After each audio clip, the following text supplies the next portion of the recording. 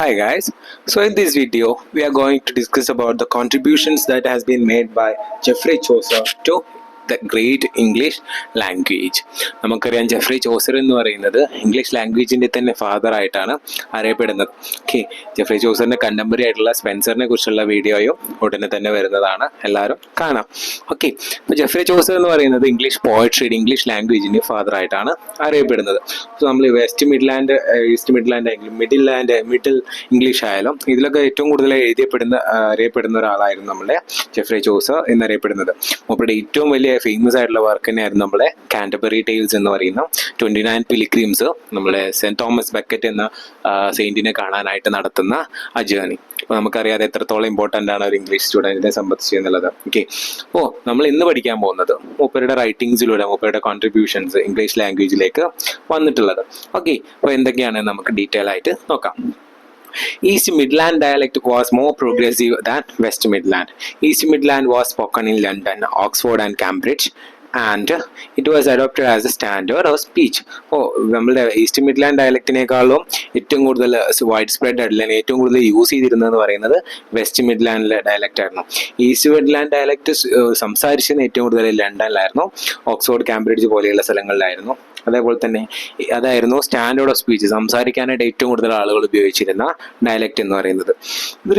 This result was no doubt helped by the greatest man of literary genius in this period, the great poet Chaucer. അപ്പോൾ ഏറ്റവും കൂടുതൽ ഈ west മിഡ്ലാൻഡിയൻ dialect ഉപയോഗിക്കാൻ തന്നെ കാരണം Jeffrey Chaucer ഈ ഡയലക്റ്റ് യൂസ് ചെയ്തിട്ടാണ് തങ്ങളുടെ റൈറ്റിങ്സും അതേപോലെ തന്നെ പോയംസ് ഒക്കെ എഴുതിയത് കൊണ്ടാണ്. അപ്പോൾ അത്രയും ഇമ്പോർട്ടൻ്റ് ആയിട്ടുള്ള റൈറ്റർ ആയിരുന്നു നമ്മൾ ജെഫ്രി ചോസർ എന്ന് പറയുന്നത്. So is regarded as a father of English poetry and English language. Okay, the part played by Ennius in the formation of classical Latin is well known.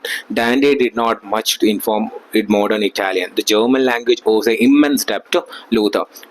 Linnaeus എന്ന് പറയുന്നത് Latin ലാംഗ്വേജിനെ സംബന്ധിച്ച് ഒഴിവാക്കാൻ പറ്റാത്തൊരു ഫിഗറാണ്. അതേപോലെ തന്നെ Dante എന്ന് പറയുന്നത് ഇറ്റാലിയൻസിനെ സംബന്ധിച്ച് ഒരു primary ഫിഗറാണ്.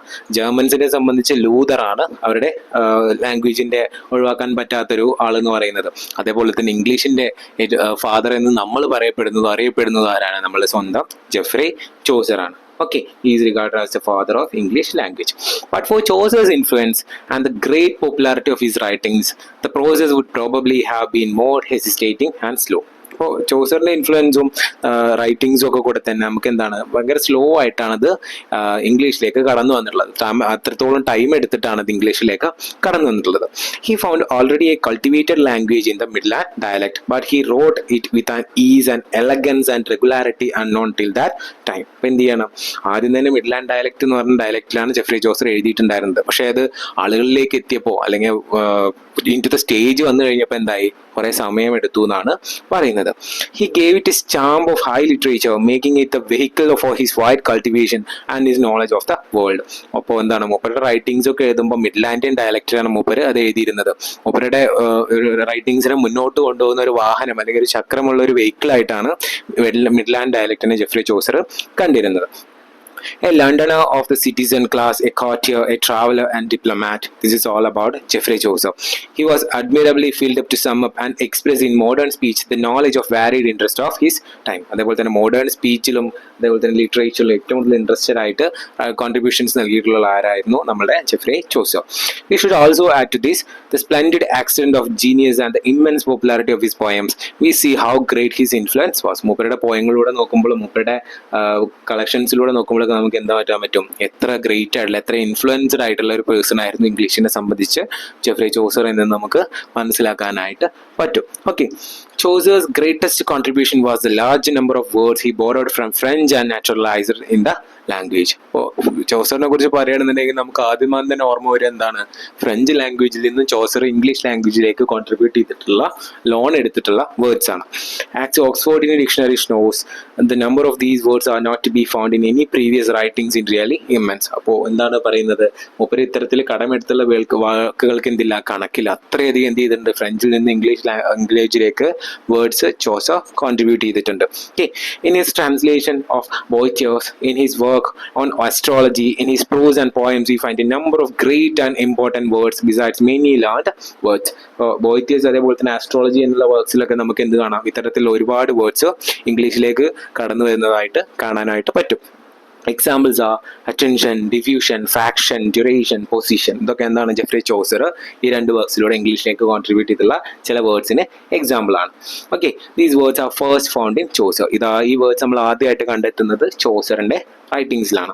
Chaucer was a most interested student of language. അപ്പോൾ ലാംഗ്വേജിനെ കുറിച്ച് പഠിക്കാനുള്ള രീതിയിൽ ഒരു സ്റ്റുഡൻറ് എന്നുള്ള രീതിയിൽ ഏറ്റവും കൂടുതൽ ഇൻട്രസ്റ്റഡ് ആയിട്ടുള്ള ഒരാൾ തന്നെയായിരുന്നു ജെഫ്രി ചോസർ എന്ന് പറയുന്നത്. അപ്പോൾ ഏത് രാത്രിയായാലും ഏത് പകലായാലും ലാംഗ്വേജ് പഠിക്കുക എന്നുള്ളത് മൂപ്പരെ സംബന്ധിച്ച് ഒരു ഹരമുള്ള കാര്യമായിരുന്നു. In his Reeve's Tale he portrays a native dialect. അപ്പോൾ റീവ്സിന്റെ കഥയിൽ എന്താണ്, റീവ്സുകളുടെ നേറ്റീവ് ഡയലക്റ്റ് ഉപയോഗിച്ചിട്ടാണ് മൂപ്പര് റൈറ്റിംഗ് നടത്തിയിട്ടുള്ളത്. This is perhaps the first time that an English author showed conscious interest in dialect as opposed to educated speech. അതൊരു standardised ഇംഗ്ലീഷിലായിരുന്നു എല്ലാവരും റൈറ്റിംഗ്സ് നടത്തിയിരുന്നത്. പക്ഷെ എന്താണ്, മൂപ്പര് എഡ്യൂക്കേറ്റഡ് സ്പീച്ചിൽ നിന്നും മാറിയിട്ട് ഡയലക്ട്സ് ഉപയോഗിച്ചിട്ട്, അല്ലെങ്കിൽ റീജിയണൽ വെറൈറ്റിയാണ് ഡയലക്ട് എന്ന് പറഞ്ഞു, റീജിയണൽ വെറൈറ്റി ഓഫ് ലാംഗ്വേജ് ഉപയോഗിച്ചിട്ട് റൈറ്റിംഗ്സ് എഴുതാനായിട്ട് തുടങ്ങുന്നത് ആദ്യമായിട്ട് നമ്മുടെ ജെഫ്രി ചോസർ ആണ്. This was employed as a source of humour and vividness. ഇതിൽ എന്താ നമുക്ക് കാണാം, അതിന്റെ വെറൈറ്റി ഓഫ് വേർഡ്സും വിവിഡ്നെസ്സും അതേപോലെ തന്നെ ഹ്യൂമറും ആക്ഷേപഹാസ്യങ്ങളും മൂപ്പരുടെ റൈറ്റിംഗ്സിൽ നമുക്ക് കാണാനായിട്ട് പറ്റും. കാൻറ്റർബറി ടെയിൽസ് ഒക്കെ വായിക്കുമ്പോൾ നമുക്ക് കാണാൻ പറ്റുന്നുണ്ട്. Chaucer also devoted a short humorous poem chastising of his scribe for his haste and negligence in copying of his poems. മൂപ്പരുടെ പോയത്തിൽ നിന്ന് വേർഡ്സ് കോപ്പി അടിക്കുന്നതിനെ കുറിച്ചും അല്ലെങ്കിൽ മൂപ്പരുടെ വേർഡ്സ് വേറൊരാൾ എഴുതുന്നതിനെ കുറിച്ചൊക്കെ എന്ത് ചെയ്യുന്നുണ്ട്, മോക്ക് ചെയ്തിട്ടും ജെഫ്രി ചോസർ പോയംസ് എഴുതാറുണ്ട്. At the end of his greatest poem Canterbury Tales, in Troilus and Cressida, he inserted a prayer for its correct copying and the avoidance of error, meter and language. ഇപ്പം എന്ത് ചെയ്യുന്നുണ്ട്, നമ്മുടെ Troilus and ക്രെസീഡ എന്നുള്ള വർക്കിലും അതേപോലെ തന്നെ Canterbury tales ഇത്തരത്തിലുള്ള humorous വേയിലുള്ള ബാക്കിയുള്ളവരെ കളിയാക്കിക്കൊണ്ടുള്ള words നമുക്ക് കാണാനായിട്ട് പറ്റും. Chaucer while asking his contemporary Gower, okay, at the end of his work Troilus and Cressida, to correct his work was using the verb to correct as a literary term 3 centuries before. Dryden first introduced the corresponding adjective correct into the language of literary criticism. നമുക്കറിയാം correct എന്നുള്ള word ആദ്യമായിട്ട് ഉപയോഗിക്കുന്നത് John Dryden ആണ് literary ക്രിറ്റിസിസത്തിൽ. പക്ഷെ എന്ത് ചെയ്യുന്നുണ്ട്, Troilus and ക്രെസീഡ എന്നുള്ള വർക്കിൽ വില്യം ഗോവറിനെ എന്ത് ചെയ്യുന്നുണ്ട്, കളിയാക്കിക്കൊണ്ട് ടു കറക്റ്റ് എന്നുള്ള സെന്റൻസ് ജെഫ്രി ചോസർ ഉപയോഗിക്കുന്നുണ്ട്. Chaucer's contribution is more to poetry and versification than his contribution to the English language according to C.L. Wren. അപ്പോൾ C.L. Wrenനെ സംബന്ധിച്ച് ഇംഗ്ലീഷ് ലാംഗ്വേജിലേക്ക് നൽകിയ കോൺട്രിബ്യൂഷൻസിനേക്കാളും ജെഫ്രി ചോസർ നൽകിയിട്ടുള്ള കോൺട്രിബ്യൂഷൻ പോയട്രിയിലേക്കും വേഴ്സിഫിക്കേഷനിലേക്കും ആണെന്നാണ് പറയുന്നത്. Chaucer started with the octosyllabic couplet, but after he left it and used mainly the heroic stanza of 7 lines and began to use the heroic couplet. ആദ്യമൊക്കെ octosyllabic കപ്ലെറ്റുകളായിരുന്നു Geoffrey Chaucer use ചെയ്തിരുന്നത്. പിന്നെ അതിന്റെ use കുറച്ച് എന്ത് ചെയ്യായി, heroic സ്റ്റാൻസുകളും heroic കപ്ലെറ്റുകളുമായി ജെഫ്രി ചോസർ യൂസ് ചെയ്യാനായിട്ട് തുടങ്ങി. Dryden in his preface to the Fables points out that thousands of lines of Chaucer are lame for what of half a foot. അപ്പൊ എന്ത് ചെയ്യുന്നുണ്ട്, ഡ്രൈഡൻ ഈ കാര്യം പറഞ്ഞുകൊണ്ട് തന്നെ ജെഫ്രി ചോസറിനെ കളിയാക്കുന്നുണ്ട്. എന്താ പറയുന്നത്, പ്രിഫേസ് ഓഫ് ദ ഫേബിൾസ് എന്നുള്ള വർക്കിൽ thousands of lines of Chaucer are lame എന്ന് പറഞ്ഞാൽ കൊള്ളാത്തതാണ് അല്ലെങ്കിൽ ഉപയോഗിക്കാൻ പറ്റാത്തതാണെന്ന് പറഞ്ഞിട്ട് Jeffrey ചോസറിനെ കളിയാക്കുന്നുണ്ട്. And sometimes I say whole one and which no pronunciation can make otherwise. ഇപ്പൊ എന്തെങ്കിലും പ്രൊനൗൺസിയേഷൻ കറക്റ്റ് അല്ല അല്ലെങ്കിൽ പ്രൊനൗൺസിയേഷന്റെ മിസ്റ്റേക്ക് ഉണ്ട് എന്നൊക്കെ പറഞ്ഞിട്ട് ചോസറിനെ നമ്മൾ ഡ്രൈഡൻ കളിയാക്കിയിരുന്നു. നമുക്ക് ഡ്രൈഡനെ സംബന്ധിച്ച് നമുക്കറിയാം എല്ലാവരും കുറ്റപ്പെടുത്തുന്ന ഒരു സ്വഭാവമായിരുന്നു ജോൺ ഡ്രൈഡന് ഉണ്ടായിരുന്നത്.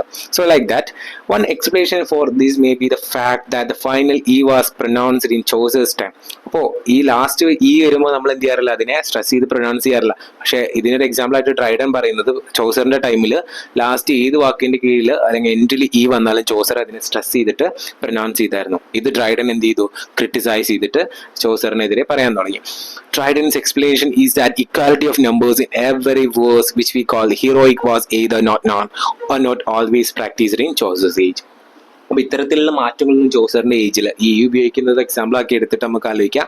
ഇത്തരത്തിലുള്ള ഹീറോയിക് ആയിട്ടുള്ള മാറ്റങ്ങളൊന്നും എന്ത് ചെയ്യില്ല നമുക്ക് ചോസറിന്റെ കാലഘട്ടത്തിൽ കാണാൻ പറ്റില്ല. അതുകൊണ്ട് തന്നെ എന്താണ് പറയുന്നത്, ഹിസ് റൈറ്റിംഗ് വാസ് ലെയിം എന്ന് ഡ്രൈഡൻ പറഞ്ഞിട്ടുള്ളത്.